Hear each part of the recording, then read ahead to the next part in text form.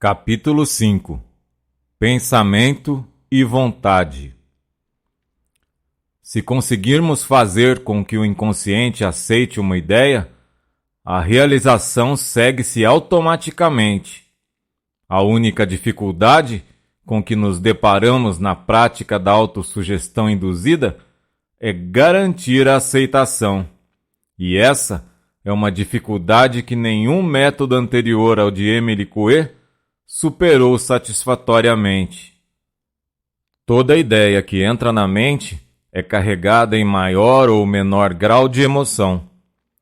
Essa carga emocional pode ser imperceptível, como no caso de ideias às quais somos indiferentes, ou pode ser muito grande, como quando a ideia está intimamente relacionada aos nossos interesses pessoais.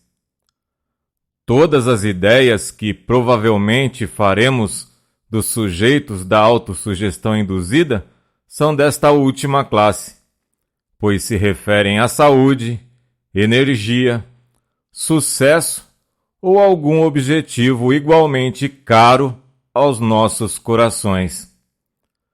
Quanto maior o grau de emoção que acompanha uma ideia, mais potente é a autossugestão resultante dela.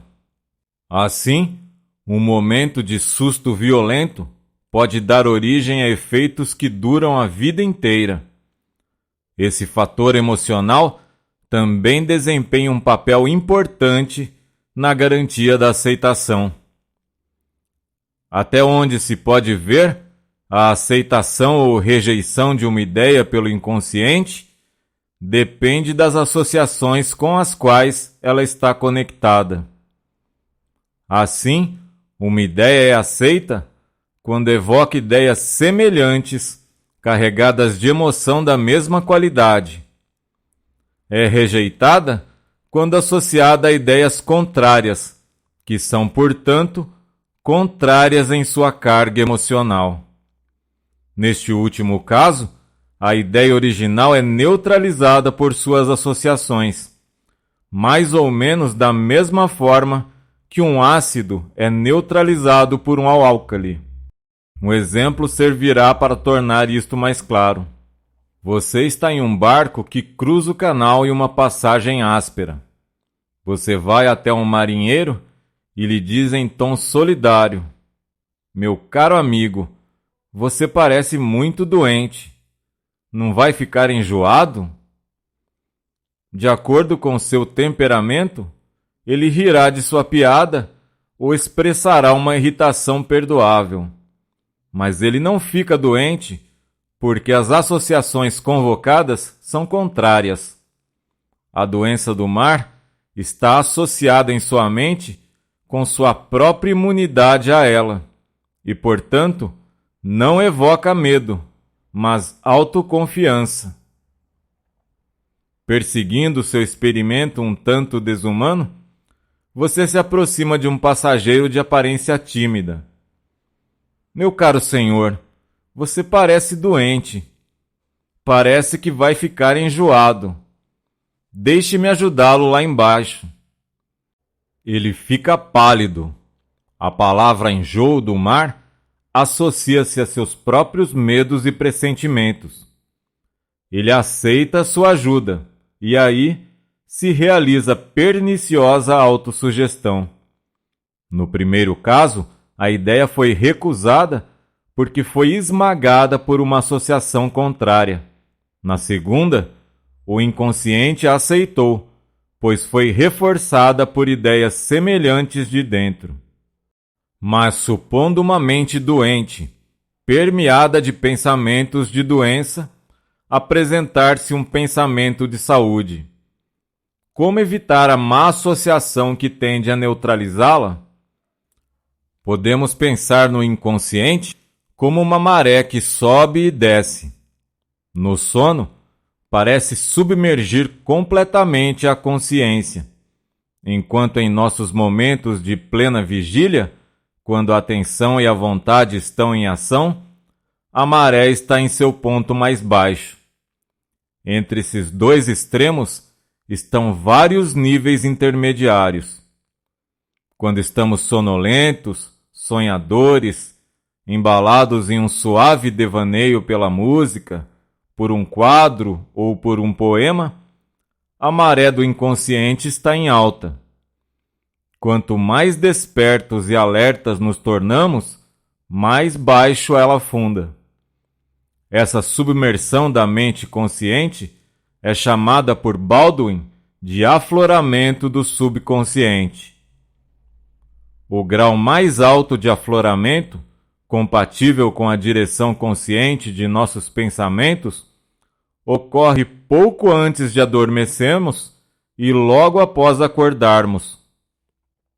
É bastante óbvio que quanto maior o afloramento, mais acessíveis se tornam esses estratos dinâmicos da mente, e mais fácil é implantar neles qualquer ideia que desejemos realizar. À medida que a maré do inconsciente sobe, os níveis ativos da mente transbordam. O pensamento é liberado de sua tarefa de servir nossos objetivos conscientes no mundo real da matéria e se move entre os desejos mais primitivos que povoam o inconsciente, como um mergulhador andando no estranho mundo sob o mar. Mas as leis pelas quais o pensamento é governado neste nível subsuperficial não são as de nossa consciência desperta comum. Durante o afloramento, a associação por contrários não parece ocorrer prontamente. Assim, a má associação, que neutralizava a ideia desejada e assim impedia a aceitação, não se apresenta mais. Todos nós sabemos o que acontece durante um sonho acordado ou um estudo marrom, quando a maré do inconsciente está alta. Uma sucessão de imagens brilhantes desliza suavemente pela mente.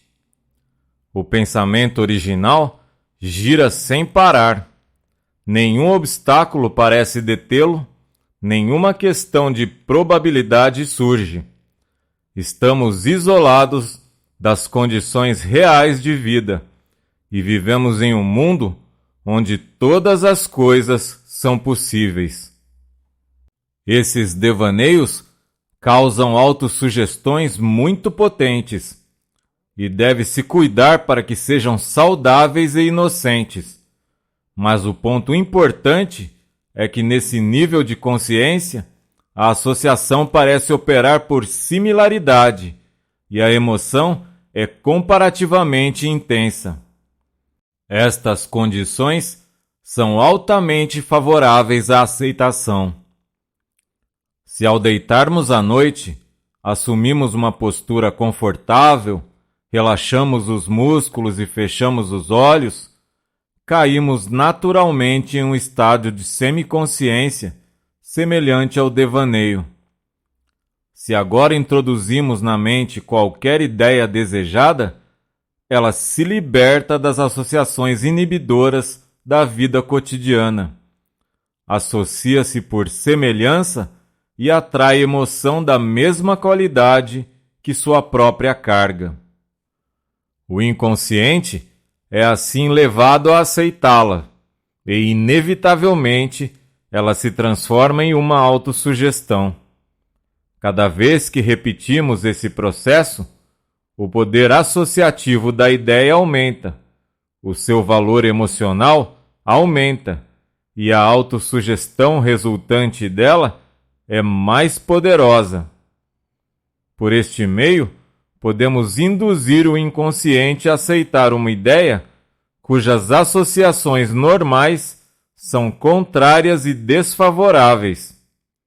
A pessoa com a mente encharcada de doenças pode gradualmente implantar ideias de saúde, enchendo seu inconsciente diariamente com pensamentos de cura. O instrumento que usamos é o pensamento, e a condição essencial para o sucesso é que a mente consciente seja embalada para descansar. Os sistemas que até agora tentaram fazer uso da autossugestão falharam em garantir resultados confiáveis porque não depositaram sua confiança no pensamento, mas tentaram compelir o inconsciente a aceitar uma ideia por meio do exercício da vontade. Obviamente, tais tentativas estão fadadas ao fracasso. Ao usar a vontade, automaticamente nos despertamos, suprimimos a onda invasora do inconsciente e, assim, destruímos a condição pela qual somente podemos ter sucesso. Vale a pena observar mais de perto como isso acontece. Um sofredor, cuja mente está cheia de pensamentos de má saúde, senta-se para se obrigar a aceitar uma boa sugestão. Ele evoca um pensamento de saúde e faz um esforço da vontade para imprimi-lo no inconsciente. Esse esforço o devolve à plena vigília e, assim, evoca a associação costumeira, a doença. Consequentemente, ele se vê contemplando exatamente o oposto do que desejava. Ele convoca sua vontade novamente e relembra o pensamento saudável.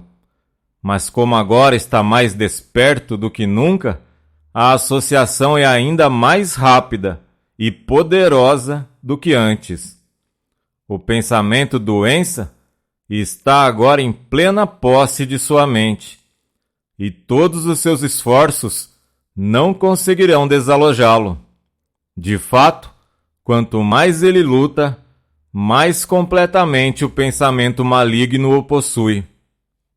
Isso nos dá um vislumbre da nova e surpreendente descoberta a qual se deve o sucesso uniforme de Coué, a saber que quando a vontade está em conflito com uma ideia, a ideia invariavelmente ganha o dia.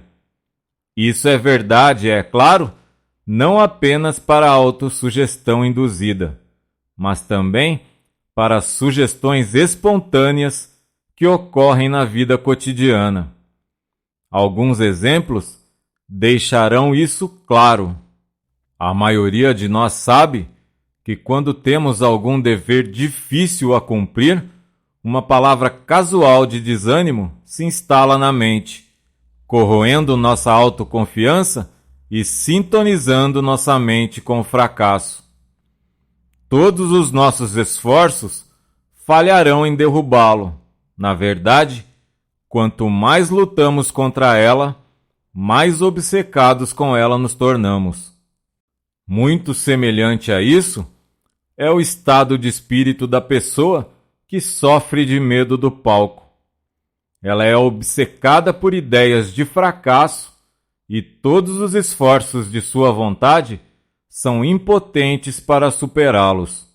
De fato, é o estado de esforço e tensão que torna sua derrota tão completa.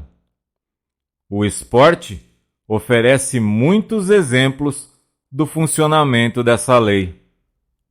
Um tenista é contratado para jogar uma partida importante. Ele deseja, é claro, ganhar, mas teme perder. Mesmo antes do dia do jogo, seus medos começam a se concretizar. Ele é nervoso e fora de ordem. Na verdade, o inconsciente está criando as condições mais adequadas para realizar o pensamento em sua mente, o fracasso. Quando o jogo começa, sua habilidade parece tê-lo abandonado. Ele convoca os recursos de sua vontade e tenta se obrigar a jogar bem, forçando todos os nervos para recuperar a antiga destreza. Mas todos os seus esforços só o fazem jogar cada vez pior. Quanto mais ele tenta, mais claramente ele falha. A energia que ele convoca não obedece à sua vontade, mas à ideia em sua mente, não ao desejo de vencer, mas ao pensamento dominante do fracasso. A atração fatal do bunker para o golfista nervoso se deve à mesma causa. Com o olho da mente, ele vê sua bola pousando no local mais desfavorável. Ele pode usar qualquer taco que quiser. Pode fazer um passeio longo ou curto. Enquanto o pensamento do bunker dominar sua mente, a bola inevitavelmente encontrará seu caminho para ele. Quanto mais ele invocar sua vontade para ajudá-lo, pior será sua situação. O sucesso não é obtido pelo esforço, mas pelo pensamento correto. O campeão de golfe ou tenista não é uma pessoa de estrutura hercúlea e imensa força de vontade. Toda a sua vida foi dominada pelo pensamento de sucesso no jogo em que ele se destaca. Os jovens sentados para um exame às vezes passam por essa experiência dolorosa. Ao ler seus papéis, eles descobrem que todo o seu conhecimento de repente os abandonou. Sua mente se torna um vazio terrível e nenhum pensamento relevante eles podem recordar. Quanto mais eles cerram os dentes e convocam os poderes da vontade, mais as ideias desejadas fogem. Mas quando eles saem da sala de exames e a tensão diminui, as ideias que eles estavam procurando fluem de volta à mente de forma tentadora. Seu esquecimento era devido a pensamentos de fracasso anteriormente nutridos na mente. A aplicação do testamento só tornou o desastre mais completo. Isso explica a experiência desconcertante do usuário de drogas, do bêbado, vítima de algum desejo vicioso. Sua mente está obcecada pelo desejo de satisfação. Os esforços da vontade para restringi-la apenas a tornam mais dominadora. Os repetidos fracassos o convencem, por fim, de que ele é impotente para se controlar. E essa ideia, operando como uma autossugestão, aumenta sua impotência. Então, em desespero, ele se abandona à sua obsessão e sua vida termina em destroços. Podemos ver agora não apenas que a vontade é incapaz de vencer um pensamento, mas que tão rápido quanto a vontade levanta seus grandes canhões, o pensamento os captura e os vira contra ela. É essa verdade que Baldwin chama de lei do esforço invertido, e é assim enunciada por Coué. Quando a imaginação e a vontade estão em conflito, a imaginação invariavelmente ganha o dia. No conflito entre a vontade e a imaginação, a força da imaginação é elevada ao quadrado. Os termos matemáticos são usados, é claro, apenas metaforicamente. Assim, a vontade acaba por ser não o monarca dominante da vida, como muitos gostariam, mas um Sansão cego, capaz de gerar o moinho ou derrubar os pilares. A autossugestão é bem-sucedida ao evitar conflitos. Substitui o pensamento errado pelo certo, aplicando literalmente na esfera da ciência o princípio enunciado no Novo Testamento. Não resista ao mal, mas vença o mal com o bem. Esta doutrina não é de modo algum uma negação da vontade. Simplesmente a coloca em seu devido lugar, subordina-a a um estado superior. Um momento de reflexão será suficiente para mostrar que a vontade não pode ser mais do que serva do pensamento. Somos incapazes de exercer a vontade a menos que a imaginação a tenha fornecido primeiro com um objetivo. Não podemos simplesmente querer, devemos querer algo, e esse algo existe em nossas mentes como uma ideia. A vontade age corretamente quando está em harmonia com a ideia na mente. Mas o que acontece quando, na execução tranquila da nossa ideia, nos deparamos com um obstáculo? Esse obstáculo pode existir fora de nós, como o bunker do golfista, mas também deve existir como uma ideia em nossas mentes, ou não deveríamos estar cientes disso. Enquanto permitirmos que essa imagem mental permaneça lá, os esforços de nossa vontade para superá-la só a tornarão mais irresistível. Corremos nossas cabeças contra ele como uma cabra batendo em uma parede de tijolos. De fato, dessa maneira, podemos ampliar a menor dificuldade até que ela se torne intransponível. Podemos transformar montículos em montanhas. Isso é precisamente o que o neurastênico faz.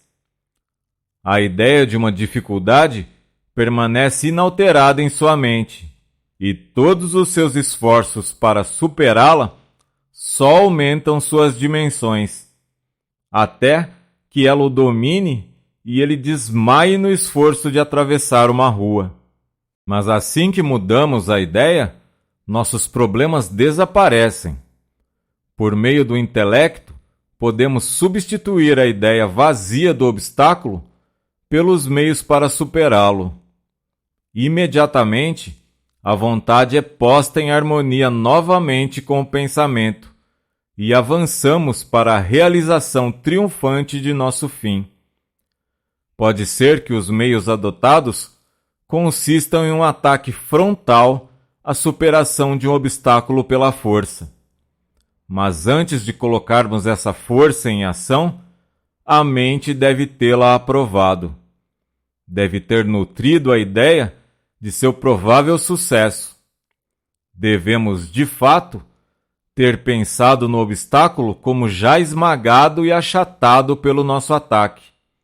Caso contrário, deveríamos nos envolver no conflito descrito acima e nossa força se esgotaria em uma batalha interna e fútil. Em um ataque frontal contra um obstáculo, usamos esforço. Assim, mesmo em nossas relações com o mundo exterior, o pensamento é sempre senhor da vontade. Ainda mais quando nossa ação é voltada para dentro. Ao praticar a autossugestão, estamos vivendo na mente, onde os pensamentos são as únicas realidades. Não podemos encontrar nenhum obstáculo além do próprio pensamento. Obviamente, então, o ataque frontal, o esforço do esforço, nunca pode ser admissível, pois opõe ao mesmo tempo a vontade e o pensamento. O desvio de nossos pensamentos do mero reconhecimento de um obstáculo para a ideia dos meios para superá-lo não é nada mais do que uma preliminar, como no caso da ação externa. Em si, ela elimina o obstáculo. Ao adquirir a ideia certa, nosso fim já foi alcançado. Ao aplicar o esforço durante a prática da autossugestão induzida, usamos no mundo da mente um instrumento feito para o uso no mundo da matéria. É como se tentássemos resolver um problema matemático amassando o livro com um abridor de latas. Por duas razões, então, nunca se deve permitir que o esforço se intrometa durante a prática da autossugestão. Primeiro, porque nos desperta e assim suprime a maré do inconsciente. E segundo, porque causa conflito entre o pensamento e a vontade. Um outro fato interessante emerge do exame dos exemplos anteriores. Em cada caso, descobrimos que a ideia que ocupava a mente era de um estado final, um fato consumado. O golfista pensava em sua bola caindo no bunker, o tenista de sua derrota, o examinado de seu fracasso. Em cada caso, o inconsciente realizou o pensamento à sua maneira. Escolheu inevitavelmente o meio mais adequado para chegar a seu fim, a realização da ideia. No caso do golfista, foram necessários os mais delicados ajustes físicos, postura, pegada e balanço. Todos contribuíram com sua cota, mas esses ajustes foram realizados inconscientemente. A partir disso, vemos que não precisamos sugerir a maneira pela qual nosso objetivo deve ser alcançado, se enchermos nossas mentes com o pensamento do fim desejado. Aqui temos um vislumbre da verdade por trás do que é chamado de sorte. Dizem-nos que tudo vem para aquele que espera, e isso é literalmente verdade, desde que ele espere no estado de espírito correto. Alguns homens são notoriamente sortudos nos negócios. Tudo que eles tocam parece virar ouro. O segredo do seu sucesso está no fato de que eles esperam ter sucesso com confiança. Não há necessidade de ir tão longe quanto os escritores da escola do novo pensamento e afirmar que a sugestão pode pôr em movimento leis transcendentais fora da própria natureza do homem. É bastante claro que o homem que espera o sucesso, seja de que tipo for, inconscientemente adotará a atitude correta em relação a seu ambiente. Fechará involuntariamente com uma oportunidade fugaz e, por sua aptidão interior, comandará as circunstâncias externas. O homem tem sido muitas vezes comparado ao navio navegando nos mares da vida. Dessa nave, o motor é a vontade e o pensamento é o leme. Se estamos sendo desviados dos nossos verdadeiros cursos, é pior do que inútil pedir a todo vapor. Nossa única esperança está em mudar a direção do leme.